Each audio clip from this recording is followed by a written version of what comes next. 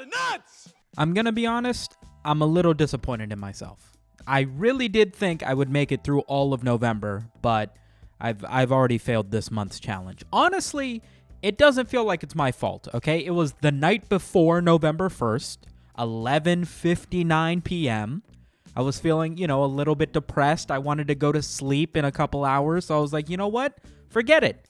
I'll make myself a peanut butter jelly sandwich. And before I knew it, I was eating peanuts after midnight on November 1st, and I failed No Nut November. Truly a tragedy. I was so upset with myself that I masturbated furiously 6 times in the next hour. This month, man. We've all seen the memes that come about every November talking about the superpowers that people gain when abstaining from masturbation. For instance, last year I didn't jack off for 2 weeks and I gained the power to really want to jack off really bad. It's not a great superpower, but hey, you don't get to pick what you get.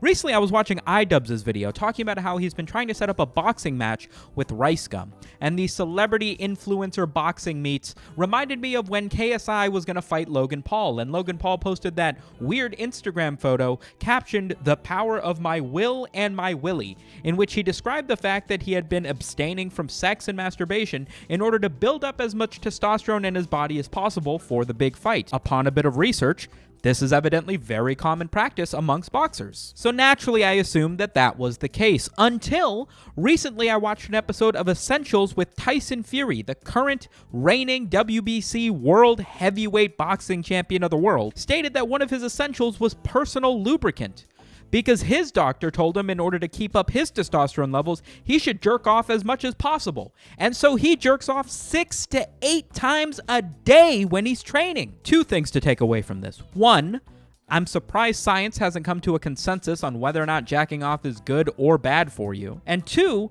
I don't intend to fight iDubbbz, but if I did, it's good to know I've been going through the same training regimen as the World Heavyweight Champion for the last 15 years of my life. Transition! Speaking of boxing, why do they give athletes Gatorade?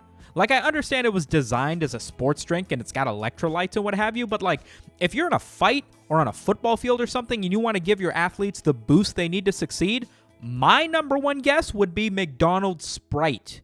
That would give them some energy. McDonald's Sprite is from another planet, from what I can tell. If you gave McDonald's Sprite to Walt Disney, not only would he come back to life, he would animate the next 200 chapters of One Piece in like a week. He would probably also be like 50 times more racist, but, the McDonald's Sprite giveth and the McDonald's Sprite taketh away. I already know I had to do it for the culture. I got the McDonald's Sprite, boy. McDonald's Sprite is so potent not just in and of itself, but it is the drink of choice when making drug cocktails. Ask Lil Wayne or Drake. Lean tastes like nothing unless it's mixed with McDonald's Sprite. Maybe you don't listen to rap music. You might remember the Wacky Slush meme from this time last year. Guess what beverage was being mixed with? That's right. It's Sprite. That thing bleeding to the, Wacky Slush. That thing bleeding, P. I've looked up and down McDonald's website and I refuse to accept that the only thing that goes into their large Sprite is just Sprite. We know that's not true, McDonald's. What are you hiding from us? I decided to try and find out. I'm going to try and make my own McDonald's Sprite because there's no way it's got nothing but Sprite in it.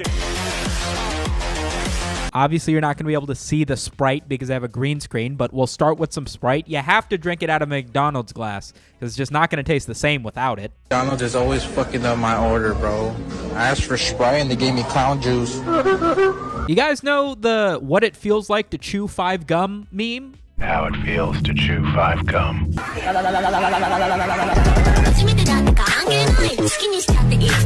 Well, 5 Gum teamed up with Razer, the keyboard and mouse company, to make gaming gum. And if anything, a gamer is an athlete, so made by 5 Gum, so it only makes sense to add 5 sticks. Gamers are athletes. What is the most gamer drink there is? That's right, PewDiePie flavored G Fuel, which I managed to find in a store somehow. Go in with some of that. We've got energy, we've got Sprite, we've got that zing from the Gamer Fuel, but it still doesn't have that electrifying taste that you get with the McDonald's Sprite. So what else would we do but add a couple 9-volt batteries? And I think we've done it. Do I think this is a good idea? No. But at the end of the day, this is why they pay me the big bucks, you know?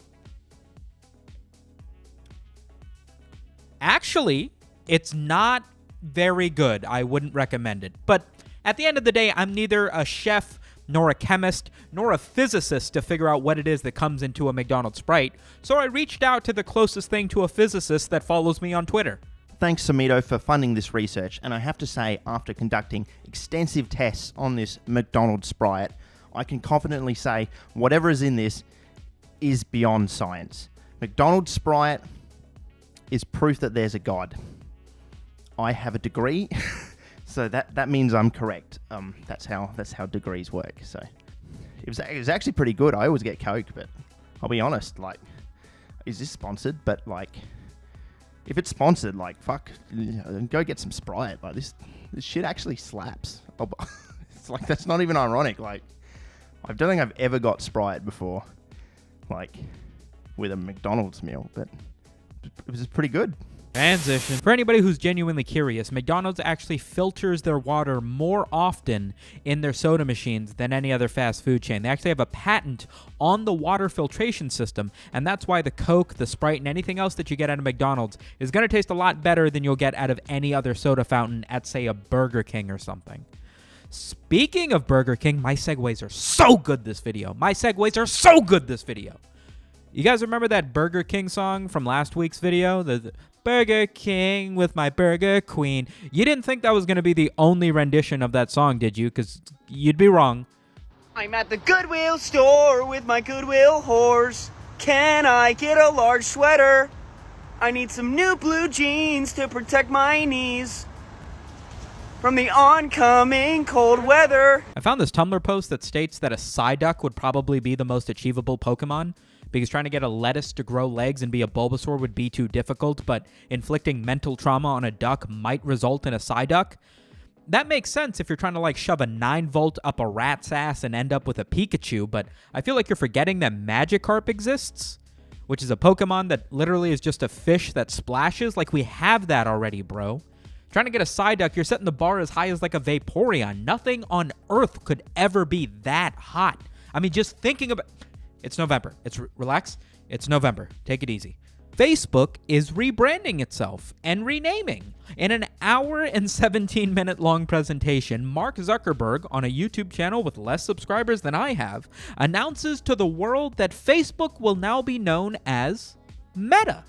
And in the metaverse, you will be able to plug into the virtual reality and explore social media in a world that Facebook creates. I feel like Sword Art Online already explored why this is a bad idea, but whatever. On paper, it sounds pretty cool. Virtual reality home, interact with people with your headset on, but in actuality, an hour of Mark Zuckerberg explaining this crazy concept is just a painful reminder of just how far from human he might be. It is insane how robotic the dude is. I think I speak for everyone when I say that we wish that Mark Zuckerberg would have spent a little less time turning Facebook into Meta and spent a little more time taking his face out of books so that he could meta some bitches. Transition! Chris Pratt is voicing Garfield. You at home might be thinking, Samet, didn't you already do this story like a couple videos ago? You're mistaken. That was Chris Pratt voicing Mario in the new Mario movie. Now he's voicing Garfield in the next Garfield movie. And I have it on good authority he'll be voicing Remy in Ratatouille 3 and Donkey in Shrek 9. When does it end with you people? The year is 2025. I go to the premiere of Fast and the Furious 14. Every character is played by Vin Diesel, and every car engine noise is replaced by Chris Pratt. The future is magnificent. Next meme. Thank you for making it to the end of yet another episode of the SumitoMedia Show. Remember to like the video if you enjoyed it. Remember to click confirm after you unsubscribe. If you guys want to help buy some cat food for little Moxie here, this is the other one. This is the asshole. You can join the name scrolling behind me. That's the Patreon Cash Money meme team. I thank you so much for making it to the end, and I will catch you guys on next week's episode. Shpisu.